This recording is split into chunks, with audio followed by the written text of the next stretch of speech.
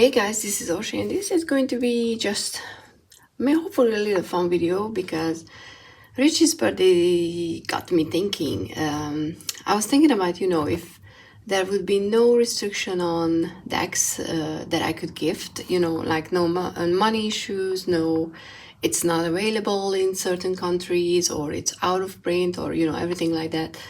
That wouldn't exist. What sort of a deck I would gift to, I don't know, people, and what sort of a people I would think that would be happy to get a deck. And what I mean by that is I'm specifically thinking about people who might be, might have shown some interest in tarot or oracle decks, because I have both, but don't own anything. So, what could be a good gate, opening of the gate to the wonderful world of tarot and oracle. So, if you have decks you think would fit into this category, please comment down below, or if you want to, please make a response video. That would be awesome as well. But in any case, thank you so much for being here. Thank you for liking the video because you're awesome, and subscribing and doing all that jazz. And yeah, let's start with I don't know, in no particular order, honestly. I was just, and a disclaimer, all of these decks are, decks that I love, obviously, so that's why I would, give them away. But it doesn't mean that I only pulled out decks that I love. So if you don't see something that that I love, don't think that that my feeling towards the deck changed. No, it's just because I don't necessarily think that every deck is an easy first deck, so I wouldn't necessarily give for example, the True Black Tarot, because even though that's a beautiful deck and it has a good guidebook, I haven't worked with it enough to be, like, honestly and just easily say that yes, that's a good deck. But even though it could be on the list because it is a beautiful deck. So to a younger person, and I don't have the box because the box is huge and I already edged it, as you can see, so this doesn't come edged like that. It comes in a beautiful white board, edge that you can just turn into anything you want. But the everyday witch tarot, and I know that, a lot of people don't like witches in tarot, but I think for, especially younger people who watch enough fantasy and, well, not necessarily sci-fi, but, fantasy, who grew up watching these listening to stories about witches and stuff like that, this is modern enough and colorful and fun, even though I really, the devil is kind of creepy. But it could be a good starter point because it's not an intimidating deck, they could get into the stories, they could get into the colors, and, just hopefully get inspired to use that. But I think that, why is that? Why they are upside down? Interesting. The Sun, the Hangman, and the Chariot were upside down. Interesting. After a while, you see, that everything has a meaning when you start reading the tarot. But yeah, so that would be something that I would give to, someone who's younger, because I do think that it's a fun first deck, and it's an easy read in a way. Something like that would be, one of my most used workhorse decks, the Seer Tarot, because for similar reasons, I do think that this can be gifted to older people as well. I know that it's full of beautiful people, which I don't mind, to be honest, because I look at archetypes as, the perfect version of everybody. And what's perfect for you is not necessarily perfect for me, and vice versa. But I think there's a few older people, right? Or do I just, am I just imagining things? No, I think there were a queen, someone who was older. Not a lot, but, some. But I do think that there are enough grown-ups in this deck, and it's not necessarily, a teenager deck for me. I'm not saying that I would give this to, I don't know, like someone who's familiar with the idea of tarot but never had that, because for them I have a different deck. But for someone who's new into the world, who's interested and likes colorful things and things like that, the light seers can be a good choice, especially because it reads very, very easily. And well, for me at least. You know, everything is just based on my experience with the deck, so you can, you know, do tell me if you don't think that that's true. For someone who, you know, when you mention tarot, they know the Rider-Waite Smith system. I mean, I don't have, yeah, I only have the Golden Art Nouveau and just the major, so I don't have another deck besides this, a full size at least, from the original artwork. And you know, I'm quite picky about this, so, but I think this looks cool enough. And you know, it has the old and tried and true symbology. So people who heard about tarot, who might have seen these cards in movies, they could be, you know, comfortable with learning to read with something that is actually the original, you know, as in the symbology and everything. And it's the basic, it's the base deck, foundation, not basic. It's the foundation deck for the system anyway. So it's a good thing to, you know these cards. You just, I think just with the RWS, if you're not drawn to the colors, for example, because for me the colors were the turn off, even though I know that they were meaningful, you know, they were picked for reasons, but I think just the shades or whatever, I'm not really driving in with them, and the art style is not mine, but you know, that's just the thing. But I forget what I wanted to say, but oh yeah, if you're not really, you know, necessarily drawn to the looks or the design side of the original deck, then you can find a variation of the RWS deck that you can give to someone and they would be happy to use it. Okay, and all the decks are going to be listed down below. So next one, for the artsy persons. I know that, like I said, no exception. So even though right now it's out of print, in this scenario it's not. But I just love this deck, and it's so freaking beautiful. And even though it's big, I don't care. And I removed the gold gilding because I just don't like that type of gilding. It cuts into my hand, and I usually, you know, have these mixed in, so I'm not sure why I had them apart. Those were the elemental cards, but as you can see, these are all paintings.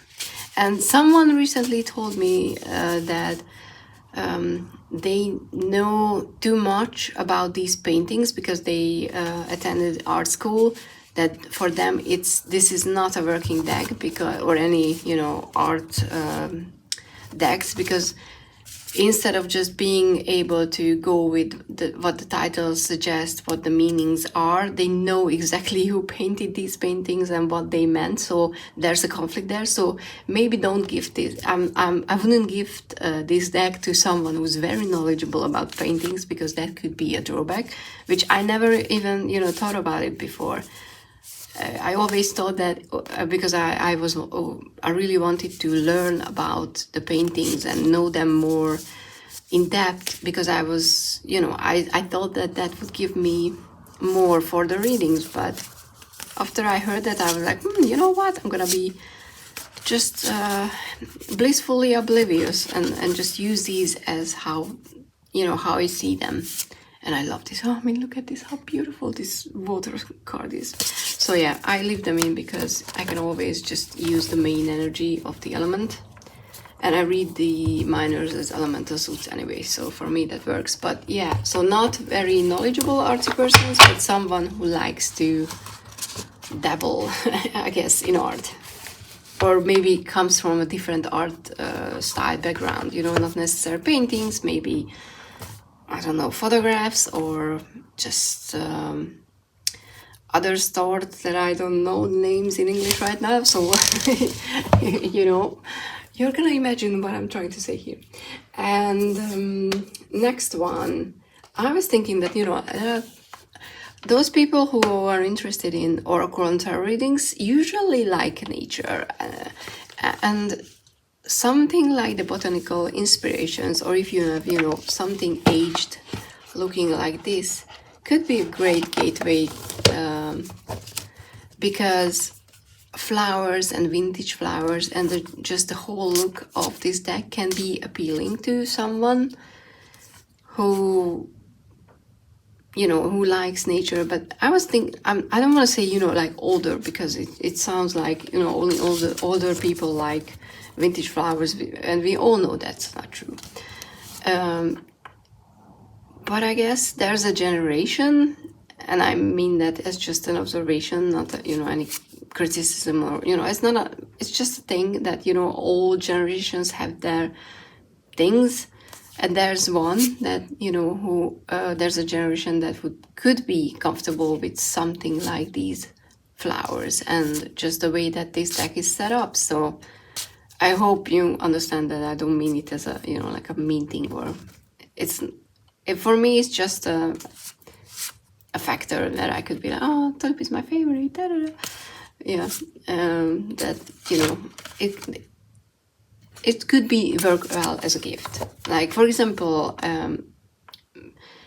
I would give this gift, something like this, for my mom, or, you know, for not my grandmother, because for the ones that there was one that I'm not sure if she would be interested. I mean, she's dead now, so, you know, there's no way to ask her. I mean, I could ask her, but that would be a completely different experience, and by the time it wouldn't matter if she liked the deck or not. But yeah, and this reminded me of another deck that I forgot to pull out. But I don't even think I have, you know, angel decks. I don't think I'm thinking about it, but I don't think I have an angel deck right now. But if you have, you know, there's a certain a group of people who get introduced into the world by angels. So for them, an angel deck could work very well. And I don't mean it in, you know, in any negative way. Another deck that I think could work as a first dabbling with the spiritual, which sounds like a really bad metal band, could be the Sacred Creators Oracle, because it's an, you know, it's a keyword based oracle. It has beautiful colors. So if you know someone who likes to paint, for example, and works with watercolor, they would absolutely love, I think. I mean, okay, they need to like granulation. Okay, that disclaimer needs to be there, but I'm a sucker for granulation. I just love that. In all of my paints, I look for granulation. I don't like the smooth type of watercolor. For me, that's too flat. I mean, look at those. Just okay, I'm gonna stop granulation, because I will do what I did in the book too. And you don't need to see that. So yeah, someone who, befriend the word polarize, yes, who likes colors and who likes simple in a way that, you know, it's keyword based. You can just pull a few and start thinking about them. Sort of like another one, which is, I hope it's okay. I mean, I don't care. It's my video, so it should be. It's my relationship, building relationships oracle. Ta-da! Because, you know, if someone is really into relationships readings, you know, like, oh, where's my one true love? What you know, what do I need to work on to meet someone? Or where should I look for a soulmate? In your local community, for example. So, you know, someone who likes all those readings, you know, someone who watches a lot of pick a card readings about the subject. A deck dedicated to relationships readings, and not necessarily this, but I had this one, could work well, because they will be inclined to pull it out and use it. So I think with gifting the tarot successfully, or an oracle deck, you have to meet their interest with the right gift, so that there's an actual meeting and they're not gonna go side by side. So yeah, I think this deck is like, obviously it's mine, so I stand by it. It's a very good one, because it's also keyword based, and just you can go with whatever you want to, and just pull a few cards and see what comes up. And it's not, I don't think it's an intimidating deck. At least it wasn't meant to be that. So okay. Oh, I hate tag boxes. I need to tag box storage as well, because I still just hate how unnecessarily hard it is to put away anything in a tag box. Before I move on, I have another category that I have 3 decks for, and that's the fandom sort of person. So something like the Supernatural Tarot, where the guidebook is actually really good. So I would be comfortable gifting this deck. I already have a friend that I might tempt down the road with a deck of Supernatural, because they're interested enough in the tarot, because they ask for a few readings, that I would know that there could be something there. And yeah, I wanted to show you the cards, not just check them when they are upside down. But I have my frustrations with this deck, but it doesn't mean that it's not a good gift for someone who wants to start with something. So if you have fandoms that they like I'm very, very curious about the Buffy deck that's coming. I hope it's gonna be, even though it's gonna be a peep deck, but I hope it's gonna be usable, because I would really like to love that one. I mean, just imagining a Buffy deck, it's just like, it makes me excited. So I would think that someone who loves Supernatural, there's gonna be the Lord of the Rings deck as well. Could be tempted. Another one for the book lovers, I have the little Tarot of the Little Prince, which is one of my all-time favorite decks. It was such a positive surprise. I mean, I knew that I would love it, but I never knew that it would read so well. I would always suggest and recommend this deck. It's just, it expanded, obviously on the story, because the story is quite short and there's not enough characters in it to fill a whole tarot deck. But I think they made it well, that it fits the tarot. You have everything that you need from the tarot, and it still has the best. I don't know if I can show you the Lovers card. Yes. My all-time favorite Lovers card. So yeah, I do think that if there's a deck that connects to a book, or a painter or something like that, the Phantom. Okay, I'm sure there's a Phantom of the Opera deck as well. There should be. That could be a good gateway. So yeah, I definitely would recommend the Tarot of the Little Prince. And another one is, who likes to watch TV shows.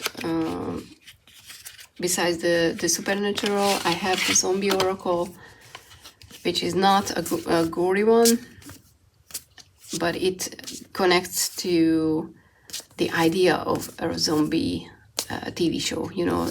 That word, that post-apocalyptic word where zombies are real and they are everywhere.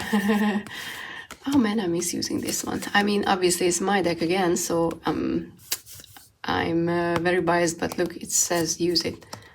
So, you know, something like that could be, because, you know, they watched a lot of zombie TV shows, they would find these cards easy to understand and easy to get into the mood of what it would make you feel like living in that environment. And even though, you know, it's a themed deck,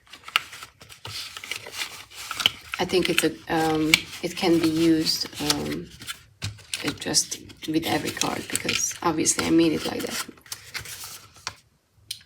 But okay, those were the fandom decks, and you know, I only have 2 left.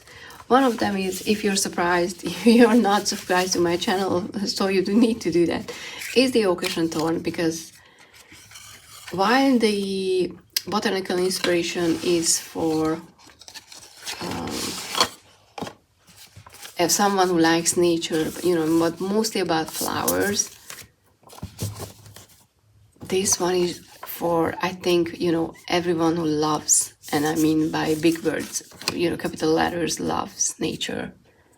It's such a gentle deck, but it's not a liar. It's not, I don't agree that, you know, if something is cute, for example, is deer, that you're not gonna get the message from the deck, because trust me, I used the deck in multiple really hard readings and it was there. But sometimes you need a deck that's not gonna sucker punch you with the truth. We are not always in the state of handling something that when it's said bluntly, and this deck, I think it's very, very good for those type of gentle readings.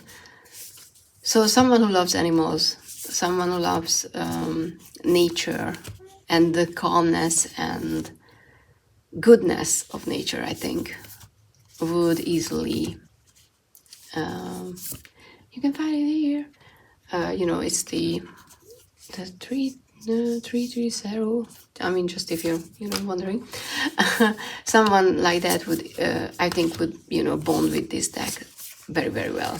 So that's one of my recommendation. And yes, you guessed it right.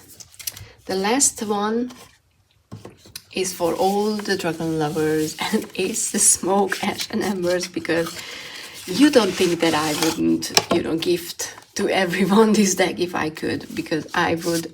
This is my dragon deck, my soul deck, call it whatever you want. This is the cutest and awesomest full card ever, with the steps going upward and the snail and the dragon. These are my dragons, and I know that a lot of people look for that very fiery, you know, I'm gonna burn you to death kind of a dragon energy.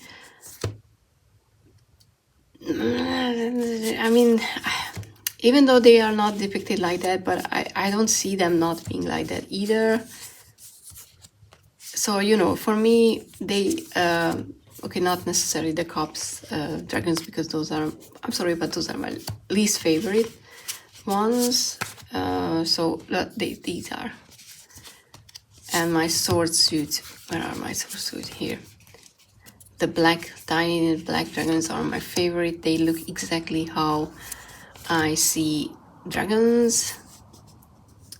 And they were in order because I want to do something with them, and I'm completely messing up the order, but whatever.